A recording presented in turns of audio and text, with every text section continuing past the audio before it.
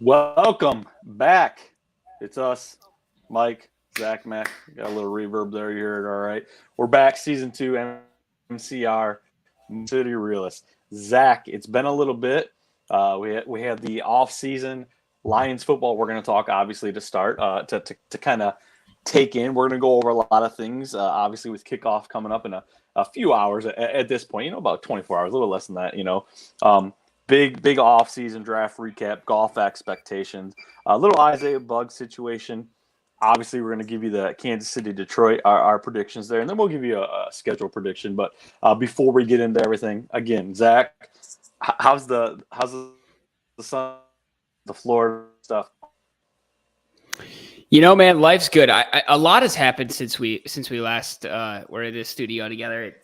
First off, very happy to be back. Thrilled. This is gonna be a fun season. Yeah. Can't wait to get into all that. But yeah, I'm an engaged man now, so that was the biggest update for me over the summer. Lived through another hurricane this past month. That was exciting. But other than that, life is good. Just survived the off season. It's always There the you go. summer sucks. I mean, summers are cool, obviously, but surviving that off season is always tough. But we did it. Makes it difficult for sure. But no, like you said, good to get back together. It's always kind of a shit show for Zach and I. The planning and I don't go hand in hand, and Zach and I we love it. We just fly by the seat of our pants. But a lot to talk about. Zach and I always keep contact. But the one thing that always brings us together is obviously Detroit sports. Biggest thing, Detroit Lions. A lot to be excited about. We ended the season on a high note. We talked about that obviously last year. Got Kansas City to open up a primetime game, kicking off the season. With that being said, again, we're going to get into these picks. But Zach, give me a little, thought on this year's draft class. Obviously, we haven't, being off, we didn't talk a whole lot about that. Obviously, Gibbs, Campbell, Sam Laporta, Brian Branch, and then we got Henry Hooker. And then the rest of the class rounded out. What were your thoughts? Because I know in the very beginning, I was kind of watching it play out, and then the second day rolled around, and I was really happy with things. How did you feel with the way things played out, and how the roster is kind of taking shape going into this first game? Yeah, I mean, first thoughts, super thrilled about the way the draft went, especially looking at the roster as a whole now and the pieces that we drafted and how they fit. I mean, really, those first four names you rattled off are going to be instant impacts, and I think everybody knew that the first three were going to go, but then Branch, I guess, has panned out very nicely, and we'll see. Obviously, once the regular season gets going, but draft aside, there was just a lot that happened this offseason. A lot more than I can remember in recent Lions history. I mean, even you mentioned drafting Gibbs, and we'll talk about each of these guys more in depth in a minute. But just watching that whole running back room leave, and then we draft one and we pick up David Montgomery, and that's not something that I think either of us expected. I mean, I remember we had multiple discussions last year about would you rather keep Williams, or would you rather keep DeAndre Swift? And now look at us. We got neither of them, but I don't think we're in terrible shape, Yeah, I think we were both like, with Swift going, and I mean, even at the point too when Hawkinson got traded, we were like, who would you rather have? And then we're like, okay, if we got Swift, we got Williams. I think a lot of us kind of leaned Williams away, and I think it just goes to show, what Brad Holmes does in that front office, because basically Williams wanted X amount of dollars. We gave him a decent contract. Obviously, he moved on to nothing really big, and we still brought in, David Montgomery for cheaper. We go out and get Gibbs, which is, obviously hasn't played it down yet as far as, I would say, real games. Preseason's preseason, kind of whatever. But, a potential generational talent being compared to Alvin Kamara. Again, we'll get there. But, yeah, that entire flip-flop of that room, excited about the tight end, everything. And my real pick, that was I was excited about was really I like the Hendon Hooker pick. We'll talk about Goff. I was a huge Goff supporter last year. I'm still a big Goff supporter, but that kind of sets us up to see what kind of happens. But we even filled out the roster. We got some beef on the line. We got Prince Tacker Broderick Martin. Obviously, that comes into play with the Isaiah Bugg situation that we'll talk about. But overall, I was pleased with the draft the first day. I was kind of scratching my head, but then when it all came together, I was really excited with what we had, what's going on, and going into this first game, and kind of how we match up with Kansas City, surprisingly, even outside of the Travis Kelce injury. Yeah, I think what it showed, at the very least, what it showed me is that Brad Holmes has a plan. It doesn't seem like he's, especially going through like these offseason moves and this whole draft strategy, he's not flying by the seat of his pants. He's not making a trade in the heat of the moment. He's making a trade thinking about the next 2 or 3 steps and how it's going to pay off, in the next, in terms of a draft 2 or 3 days, but in terms of the big picture, 2 or 3 seasons maybe. And to me, that's the core of the hope that I think Lions fans are bringing to the franchise now. And we're going to see because of this more bandwagon fans, which I didn't think we would ever see in the history of the Lions, but we're going to get them. It's funny you bring the when I'm out. It's a lot more Detroit year. Talking to cousins and relatives and stuff like that don't really have an allegiance. It's like, hey man, you better jump on right now before it gets too full. Obviously, Zach and I, the whole premise of this show is we love Detroit. We love the sports, but we're not the slappies. We can get excited. We can maybe drink a little juice, but we're realistic. But this year, once we go over our schedule predictions, I'll be interested to see where Zach's at. But obviously the draft class, like I said, the offseason going into this game, we talked a lot about Jared Goff last year. I was a huge Jared Goff fan. He did great, obviously down the stretch. We continue to see flashes. He's still young.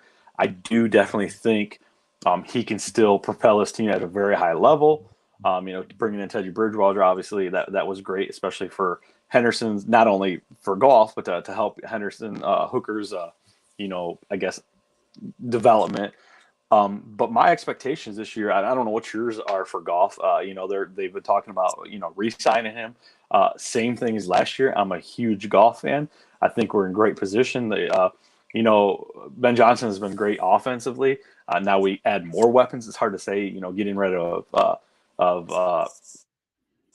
with Hawkinson and all those guys leaving, and I should say all those guys. We did turn over a lot of wide receivers as well, but we haven't really touched about the Jameson Williams situation. That was, I feel like in typical Lions fashion, there was a lot to be excited about. And then there was that kind of black eye.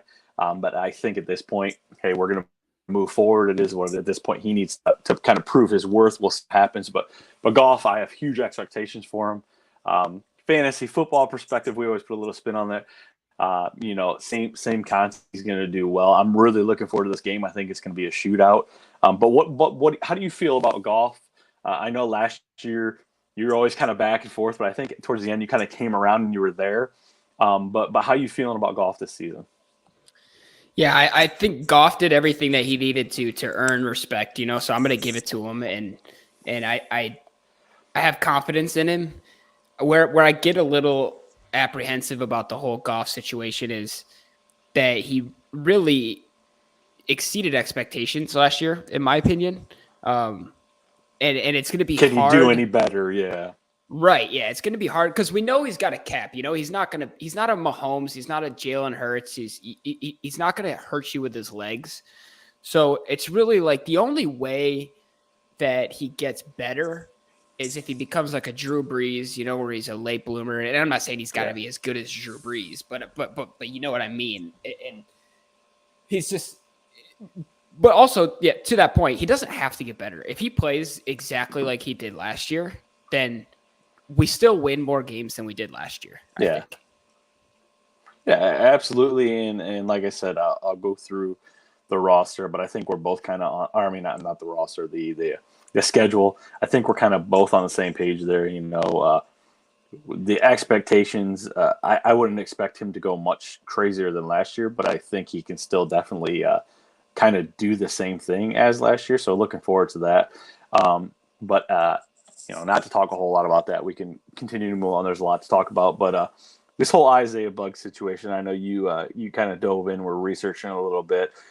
Nothing too crazy. I just want to throw it out there because he was a guy that came here. He wanted to re-sign with us this year. It was really important to bring him on. He was a big player of everything that went on last year.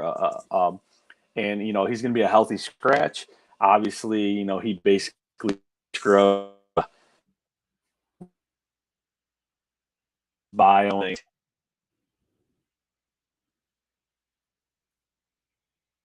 They do with respect as far as telling me about it, giving me a heads up. I respect them, for that. This is what happened kind of thing. Is it really a huge concern for you, or is it more so kind of exciting to you that, hey, we've got a little depth now on the defensive line. We can have healthy scratches of kind of big players for us last year, and it's really kind of nothing really to look into. Yeah, it's I have a couple mixed feelings about it. I mean, there's rumors flying around. There's people saying that they're holding him out because he's a trade prospect or could be a piece of the trade. But I like the fact that they'll just that these decisions will be made by this coaching staff. Because this is not an easy decision. He's a big key contributor last year, especially towards the end of the year, and for them to just be like, because Dan Campbell just flat out said, we're putting out the guys who we think are most prepared to win the next game, right? So if they just honestly feel like Buggs is not that guy or doesn't fit in that position that gives them the best chance to win, then from that perspective, I like it. If it backfires, we're having a different discussion sitting here next week, and we'll cross that bridge if we get to it. But so that part of it I like. We're making these hard decisions, and like you said, there's some sign that we actually have depth to mess around with and all that. On the other end, it's like he said he didn't see it coming when he was playing in the preseason game when all the other starters were sitting. Third quarter, So I don't know why you don't see this coming, but but either way, like you said, I totally agree. I feel like this is it's been a long time where Detroit's had to make decisions on roster talent.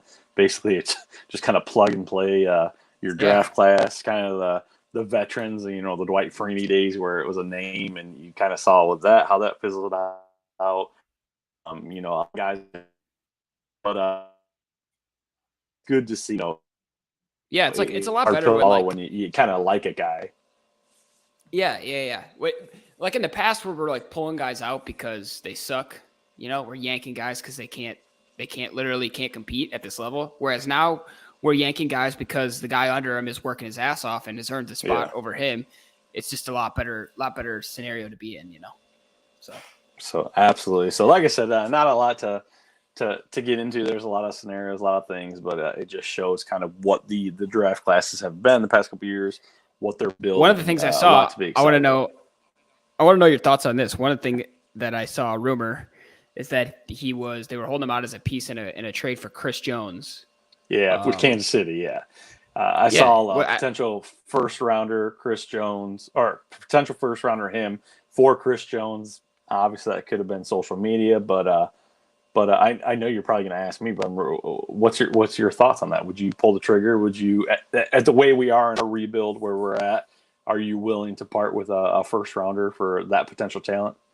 It would get me excited. I'd be lying if I said it wouldn't get me excited. Now, I mean, asking how I feel about it 10 weeks down the road, that's a whole other question. But yeah, immediately I would get excited about it. I saw an off the wall rumor that Mike Evans was a possibility. I saw, why don't we reach out to him, and it's funny because, obviously James, we'll get him back. And I love them bringing Marvin back, Marvin Jones, because he was a huge Detroit guy and he came back. He said he was excited to be back. Amra, St. Brown, I love the guy. But a lot of talent. I mean, we've got one of the best offensive lines in the league. So so yeah, I'm definitely excited.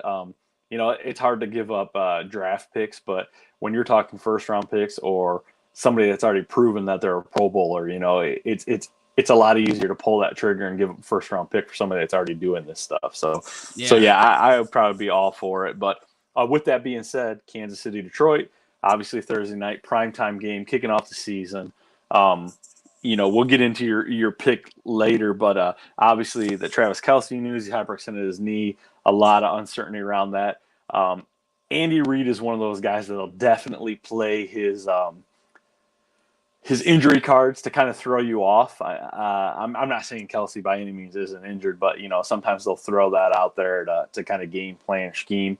With that being said, if Kelce doesn't go, that is a huge because he just blankets the middle of the field. He is like I said, he is the release valve. He is Mahomes' favorite target. There's a lot to be said about Kansas City's what's going to happen. I don't know necessarily who the receivers, who's going to. I mean, Kadarius Toney, they're saying he's going to get a lot more snaps. I feel like I'm really excited about our secondary this year. Obviously, a lot of new guys plug and play in there. I'm really excited to see that with this matchup. So, do you feel? I mean, obviously, this is DraftKings and everyone's saying based off the points and stuff like that. If he doesn't play, but think stupid question. Obviously, this bodes well for us, but does this make it easier for you to pick Detroit? And I'm not asking you for your pick right now, but something like this offensively, where's Kansas City going? I know they're going to figure it out. They're going to make plays. Something's going to happen. But if he doesn't play, I mean, is there somebody on Kansas City's offense that? And I know you haven't studied Kansas City's offense that maybe could potentially break out this game, or do you think that our secondary this first game really gels? I think this absolutely. If Kelsey doesn't play, I mean, I think it obviously makes our chances better. So I would be more willing to pick the Lions, but I also with it being the first game of the season, I would almost prefer that Kelsey plays, that our defense gets that exposure to a high level offense at its peak. I think that would only do good things for our defense.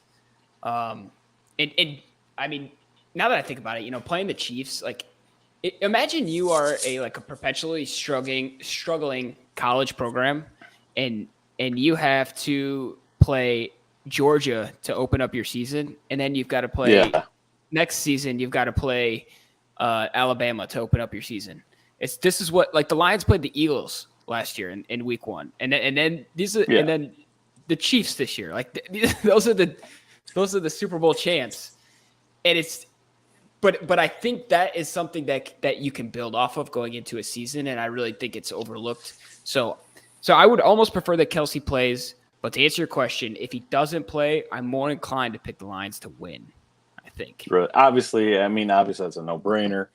But like you said, I think Mahomes, by quarter 3, I think Mahomes figures it out, and that's when you start to get scared, But hopefully not. And order, our defense is gelling. It's healthy because a lot of new guys, obviously. So really getting everybody involved. I'm really excited about Gardner Johnson. I love the talk, but I'm always a big guy of if you're going to talk, you got to back it up, and he usually comes through. Obviously, Kirby Joseph, looking at those guys, our secondary. Hutchinson. There's a lot to be excited about. Again, going into the first week of the season, all Lions fans are saying we're going to win the Super Bowl, but we're also not on this show saying that. We're here, we're excited. So yeah, a lot to be said with Kansas City, Detroit, the defense, the lineup or the matchup. I think we match up honestly really well. Like I said, again, it's going to go down to that secondary. I think our offensive line, Chris Jones is obviously, I think he's actually holding out at this point, so I don't think he's placed. So that bodes well too. I could be wrong there, but a lot going on. But Zach, obviously, before we get into the entire year-long schedule prediction, we got to go to Kansas City, Detroit. Your prediction. I'll start. So I'll let you know where I'm at, and you can kind of see.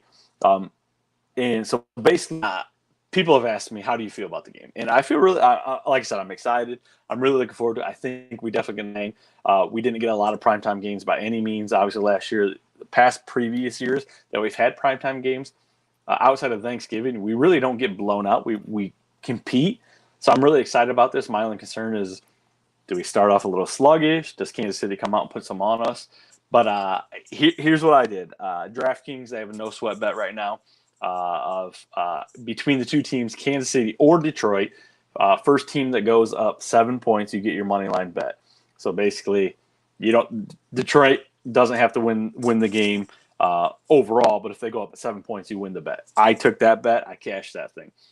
I will say my overall, just because I looked at the record and I don't want to get too far ahead of myself, I'm taking Kansas City this game 35-27. And the only reason I'm doing it is only because I feel like if I don't, I have a record that scares me at the end for Detroit. And it's like I almost have to have Kansas City beat Detroit to justify my record. Kind of one of so those. they're not things. 17-0 or something like that. Yes. Yeah, no, I mean, not there, but yes. No, I know.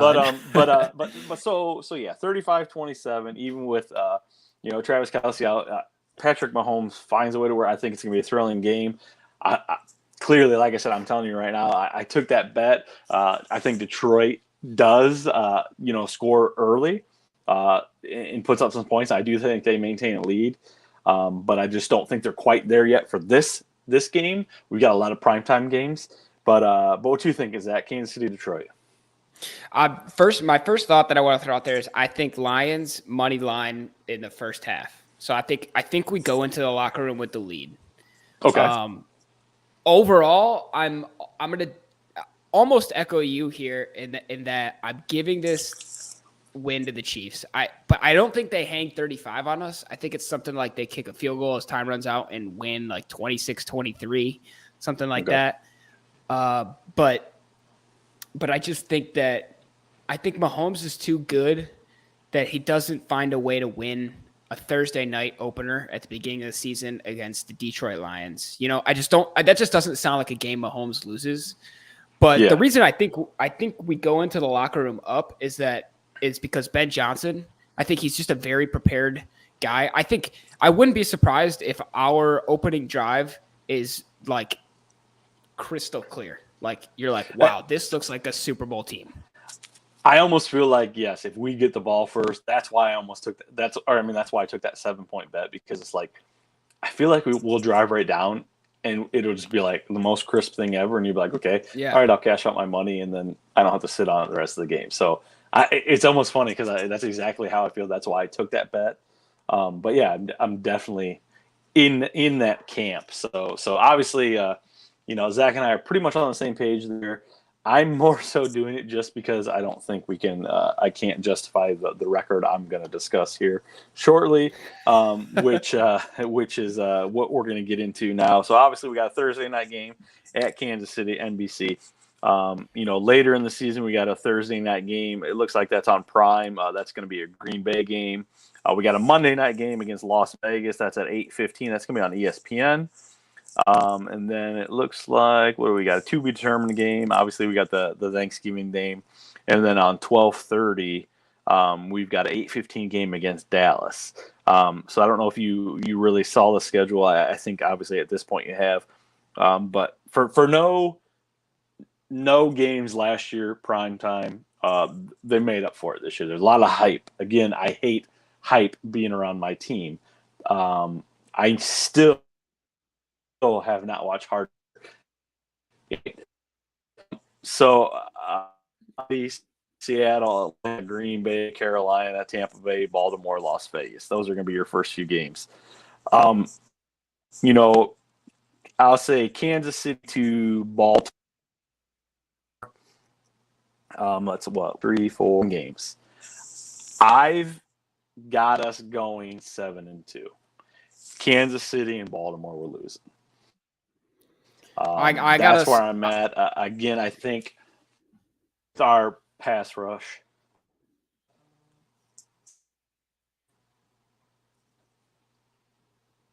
Did I lose you? Go ahead, you there? You're back. You're back. Sorry, you cut out a little bit. You said 7-2 through the first 9, right? Yes, it scares me. Yeah. I got losing Kansas City. I also got losing Baltimore, and I think I also threw a loss at Tampa, in there. But I've Okay. got, but I got us going. Like our second half of our schedule is just looks like cake. To be honest, if I'm going to be just quite frank with you, that scares me to say that. But I only have us losing to the Chargers and splitting Minnesota the rest of the way. So I gave us 5 losses. No, I was What? just say yes. After no, I was just gonna say after the bye week, kind of where I'm at. We're going 7-2 in the bye week, and then look at the second half schedule. Yeah. I think that Chargers game is going to be tough. It's in LA.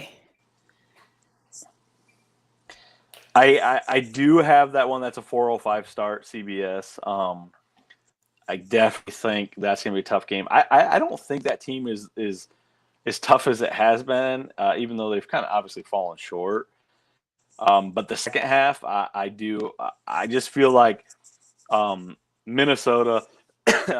There's so much hype around Detroit, hype around Green Bay. Nothing to talk about Chicago.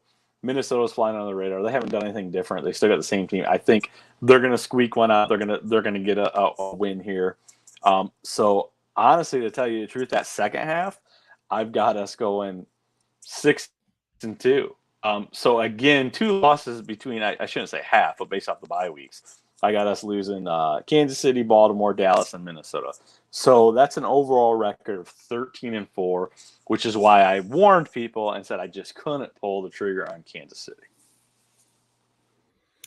Yeah, I think back to last year's Seattle game, which is what makes Seattle a little nerve-wracking for me because we should have won that game and we didn't. But if we fight tooth and nail with Kansas City, I'm going to feel a lot better about that Seattle game. But then again, I mean, that's exactly what happened last year is we fought tooth and nail with the Eagles, then we went out and lost to Seattle. So I don't know. It's not same old Lions though. So that's the thing. No. I can't think like same old Lions. So I think Seattle, Atlanta, Green Bay. I think we take both against Green Bay all season. I think we take both against Chicago all season. And then, like we discussed, I think just playing Minnesota twice in 3 weeks, it's always tough in the first place to beat somebody twice in the same season. And when you got to play them twice, 3 weeks apart, I don't see how we do. I am interested in you got us losing to Dallas. What's the? I know it's a Saturday night game before New Year's Eve. What's the worry there? I just think at Dallas, as long as Dak stays healthy, it's just one of the. It just kind of sets up for a letdown game. But I think at that point, you're coming off, and I didn't specify. I guess, I hope Dak stays healthy. He'll score more points for us than our offense will. Yeah, and I mean, I don't know. It's hard to say that they'd go back-to-back losses like that, Minnesota, Dallas. But there's something about Dallas that always plays us well in Dallas. That late, I think the hype, the run, it kind of brings us back down to earth, and maybe I think that's good because then they playoff team not going to the playoff too high, kind of expectations still there, but I just that's think a good point somehow. Because with your predictions, you're going into that game 13-2, right? So we've locked up a playoff spot. So we're probably rested guys, and Dallas is probably still fighting. So I could see where Dallas takes that game. I think anywhere else in the schedule, Dallas doesn't necessarily scare me. What does scare me is going down to Tampa, which I will be at that game. I would say you can go. But in the heat, these Detroit boys, I know they're tough, but they play inside. So, I don't know. I don't know if they're gonna be up for that Florida heat. Yeah, and that's the thing is, like you said, it's Minnesota, Dallas, Minnesota. So we're at Minnesota, at Dallas, then we got Minnesota at home. So maybe I will just end with a 2-game skid. I was thinking maybe, at Minnesota we'd lose. Who knows? Maybe at that point, it's hard to say. And I don't want to say, like you said, hey, we get to that point where we rest starters. That'd be great. But, trying to put into predictions, we're going to see this through a 17-game season. 18 weeks, obviously. But yeah, Minnesota twice in 3 weeks on the road in Dallas. It's going to be a tough end. Hopefully, we're in position where we're getting a lot of play out of our twos to get them prepared. But I think that's the way it is, and it's crazy to say that I have to justify us benching our players to go 13-4, But like you said, the second half of the season, you're looking at you got Chicago twice, you got Green Bay on Thanksgiving, New Orleans is not the same team, Denver. What Russell Wilson you're gonna get? I mean, these teams. I mean, the Chargers maybe, but yeah. I mean, I think we're pretty much kind of the same there. I don't want to get too ahead of ourselves, but I'll definitely post our predictions out there. So basically, 17 games. I'm looking at 13-4. Yeah, I mean, we're pretty close. I was gonna say 12-5 was my official. I was gonna move it down to 11-6 and just give us a loss that maybe we shouldn't have had. But we're not. Yeah, but we're not same old Lions. So I'm gonna stick at 12-5. I think it's important that we play that Denver game at home. I think that's why that really solidifies that one as a W. I would have been a little worried playing at Mile High Stadium, but like you said, Denver just not an animal that I'm worried about.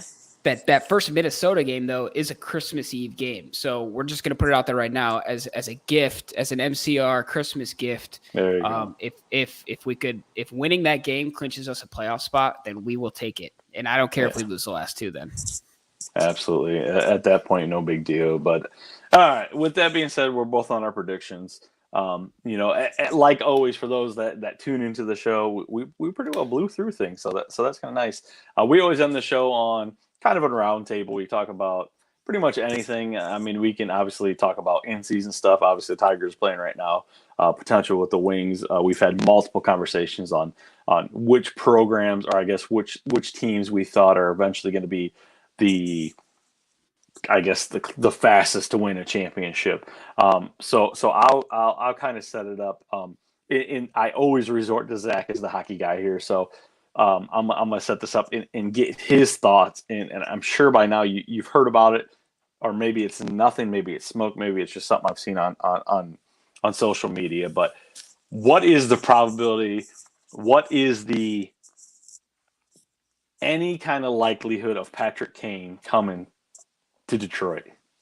Have you heard this, or am I just throwing this out? No, I haven't heard this. I actually meant to mention on the beginning of the show that I'm off social media now, so I don't keep. Oh, you're missing it. So basically, he's pretty much just, and it's again, this is just social media being social media. But I think he mentioned playing that he wants to play with. Who just came with us? He played with. He basically wants to reunite with somebody we just recently. God, I figured I was setting this up for you to run with. Yes. So and I don't know the contract. I didn't look into this. I always look at you. You're the hockey guy. I don't know contract situation with Kane and stuff like that. But if they're that close, I don't know. You know more about what Stevie Y is building, what he's doing. That kind of stuff. Hearing stuff like that, whether it's true or not. Could you ever see something like that? Or again, hockey better than I. Is that something that happened? I know this is the first to hear about it, but what goes into play and things like that? Yeah, so I mean, it wouldn't blow my mind if it happened because, like you said, he did play with the Brinket, and I think they liked playing with each other, and I could definitely see him saying something like that. Here's the thing: I do not want this at all. All right, I don't want any part of Patrick he's an unrestricted free agent. He's an unrestricted free agent. Yeah. Played with New York last year, or played the end of the season with New York. Wait, I thought did he not resign? I thought maybe he didn't resign. This was here again, and this is where we are human. I am not. I'm everything, but I love hockey. I love the Wings, but I just don't know shit about Wings. That's why we got Zach here. So basically, this was posted 2 days ago. A couple different comments. The D line, a big, I guess Detroit company there. Let's see. Huge question mark. 30. I didn't realize he's 35 years old. Obviously, he just had hip surgery. Excuse me. But yeah, nobody's really said anything about him resigning. Let me go check on Kane here. I say you look it up already. Well, I don't see anything either about. I mean, I just looked up contract. It doesn't. I don't see any news about him. I just thought that New York signed him, Yeah, but maybe not. if you look him up, actually, if you look him up, his bio says ice hockey right winger, so he doesn't have a team. Yeah. And actually, Okay. Detroit Hockey Now has Detroit Red Wings notes Patrick Kane and then Patrick Kane interested. So actually, NBC Sports, Blue Line. Actually, okay, so there is a little steam behind this. Excuse me. Okay, so with that being said, not me just saying it's on. Again, I didn't dive in, but NBC Sports has it. NBC Sports Chicago, Empire Sports Media, Yard Barker. So some pretty prominent.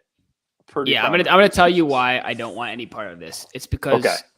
It's because of his age, and it's like, okay, he still has skill, right? I'm not knocking Patrick Kane. He's one of the best, if not the best, American-born players ever.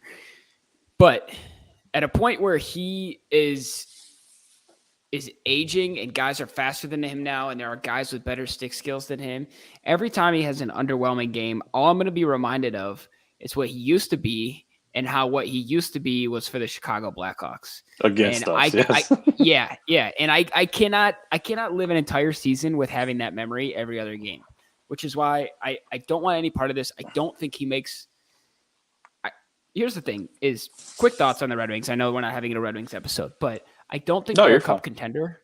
I think they are a playoff contender. I don't think they're a cup contender. Adding Patrick Kane does not make us a cup contender. So for me, there's no point in doing it. And so I want us to stay far away from it, but I know. So translating this to the Lions, this could be seen as back 4 or 5 years ago when we're signing Dwight Freeney on the back end of his career, where we're signing all these other guys, on the back end. Kind of one of those things, Brockers, big name guys. We know what they did, but they come here, they're really mentoring players, but because of their name, obviously they're going to get a decent contract. So yeah, kind of the same thing. And I don't think Stevie Y, the Red Wings are kind of built like that. There's tons of young talent, obviously. So I'm sure he's going to demand some kind of contract. I think we're set. So again, I just was putting this out there. I didn't see saw it. I would be surprised if Steve Yzerman lets Patrick Kane put on a Red Wings jersey. You know what I mean? Like, it would almost have to be somebody else as GM to let this happen. I just don't think Steve Yzerman would let it happen. Well said. So, but yes, with that being said, that was just my quick roundtable topic. Again, Zach, you know how it goes. Anything that's burning sports, outside of sports, anything that you just want to touch base on quick? Yeah, I want to admit something that I've been watching some sports that I never thought I'd watch. You're watching baseball. No, it is not baseball. Not baseball. I tried baseball, to be honest. I was actually texting you, and I watched the College World Series, and that was actually kind of interesting. That's fun, yeah. Yeah, and then these baseball games being sped up now. It was fun at first, but I just can't get into it. I'll watch the playoffs though. With these sped off games, I will definitely watch the playoffs. But no, the sports I've been watching are soccer and tennis. I've been into tennis lately. They got the U.S. Open going on right now, and I watched Wimbledon. And I don't know why it got my attention, but it's just I'm just into what these guys go through, but more so soccer, where they just did the Champions League draw, and I know probably none of our listeners know about the real football out there, but man, this stuff is, if you delve into how soccer is set up in basically every other country, but specifically Europe, it is no wonder that it is so popular, because that you have a regular season game, and then you have a playoff game, and then you have a regular season game, and then you have a different tournament game, and then you go back to playing a regular season game. It's there's always a reason to tune in. And so I just wanted to clear the air on this roundtable episode 1 that I am watching. Your boy is watching soccer, and if there's nothing else on and I need to clear my head, I will watch some tennis, and I am not afraid to admit it. And maybe just maybe baseball is around the corner. I don't know. You got spring training there. I mean, everything. You're set up. You're set up for anything out there. But, speaking of which, though, I have been going to the minor league. It's me and my fiance's thing now. We go to these minor league games on the weekends, and it's at all of the spring training stadium, because they're like littered everywhere in Florida, So was it like those are really dollar fun. dogs, dollar beers, or something? Yeah, and there's like 70 people in the stadium. Maybe it's an introvert's dream come true. There you go. So, all right. Well, there we are. Motor City Realist. We're back. Episode 1. Kansas City, Detroit, Thursday night under the lights. Detroit just released they're wearing their all white uniforms. Excited to Nice. see that. Obviously, next week we'll be back. We'll touch on the game, then we'll have a recap for the following game. But Zach, man, we always throw it together. We just text each other, say, hey, we ready to do this? No Yeah. prep. We may look like rookies, but hey, we have fun doing it. So It is. appreciate, you jumping on. Appreciate those people that followed us tonight. Looking forward to the season. A lot to be talked about. I have 13-4. Who knows? Zach's about 12-5, maybe 11-6. We'll see how it pans out. But appreciate you jumping on, Zach. Looking forward to next week. We'll talk about. I know we both picked Kansas City, but who knows? Maybe we'll get surprised. But with that being said, you guys have a nice night. We appreciate it. I am Mike. Zach is the co-host here, man. We appreciate you guys. We'll see you next week. Yeah, have a good one.